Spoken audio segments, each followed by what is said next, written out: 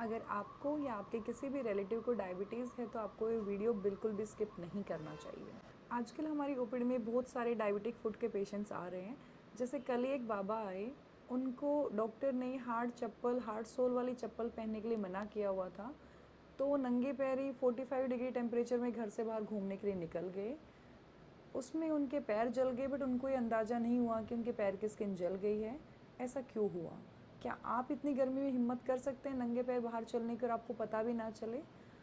Because diabetes में जो आपकी नसें होती है वो शुगर से ख़त्म हो जाती है, ख़राब हो जाती है, तो इसको हम डायबिटिक पेरिफेरल न्यूरोपैथी बोलते हैं, जिसमें कि एहसास नहीं होता मरीज़ को कि उसको दर्द हो रहा है या उसको जलन हो रही है।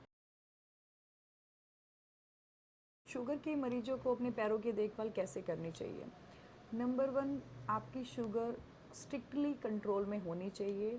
किसी भी फार्मेसी से मेटफॉर्मिन की एक दवा खाने से ऐसा ज़रूरी नहीं है कि आपकी शुगर कंट्रोल में हो।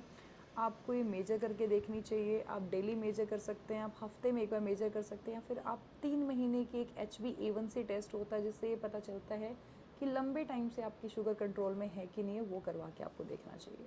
आपको बैलेंस डाइट खानी चाहिए और दिन में कम से कम 1 से 2 किलोमीटर वॉक या योगा करना चाहिए, जिससे कि आपकी शुगर कंट्रोल में रहे। अब आते हैं कि आपको अपने पैरों की देखभाल कैसे करनी चाहिए। शुगर के पेशेंट्स को डेली अपने पैर वॉश करने होते हैं। आप निवाए पानी से वॉश कर सकते हैं। उसके बाद आपको सुखाना चाहिए। पैरों को सुखाने के बाद उंगलियों के बीच में अच्छी तरह से सूखापन होना चाहिए और उसके बीच में आपको पाउडर डालना चाहिए, सो दैट अगर लंबे टाइम तक पैरों की उंगलियों के बीच में गीलापन रहता है तो वहाँ पे फंगल इन्फेक्शन होने के चांसेस बहुत ज़्यादा बढ़ जाते हैं। शुगर के मरीजों में छोटा सा फाला भी बहुत बड़ा घाव बन सकता है। अगर आपका कोई भी छोटा घाव 3 हफ्ते से ज़्यादा टाइम ले रहा है घाव को हील होने में, तो तुरंत आपको अपने नियर बाई डॉक्टर को दिखाना चाहिए। शुगर में जो घाव होते हैं वो 2 टाइप के घाव होते हैं, ड्राई गैंग्रीन और वेट गैंग्रीन। ड्राई गैंग्रीन में क्या होता है कि आसपास का एरिया आपका सूखा रहता है, तो उस टिश्यू को अगर हम नहीं भी निकालते हैं, सफाई नहीं भी करते हैं, तो कोई दिक्कत नहीं होती है। वेट गैंग्रीन में आपका जो टिश्यू होता है वो आसपास गीला टिश्यू होता है, गला हुआ टिश्यू होता है। अगर हम उसको नहीं निकालते हैं तो फर्दर आसपास के टिश्यू को भी इन्फेक्ट कर देता है और आपका घाव जल्दी से बढ़ने के और पूरा पैर खराब होने के चांसेस होते हैं।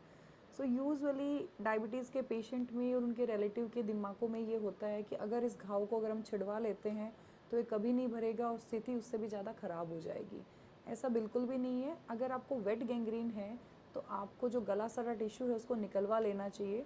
यूजुअली हम लोग डिब्राइडमेंट करते हैं उसके लिए। अगर आप उसको निकलवा लेते हो तो घाव तो डेफिनेटली आपका डिलेड हीलिंग होता है, लेकिन आसपास का जो टिश्यू होता है वो आपका बच जाता है।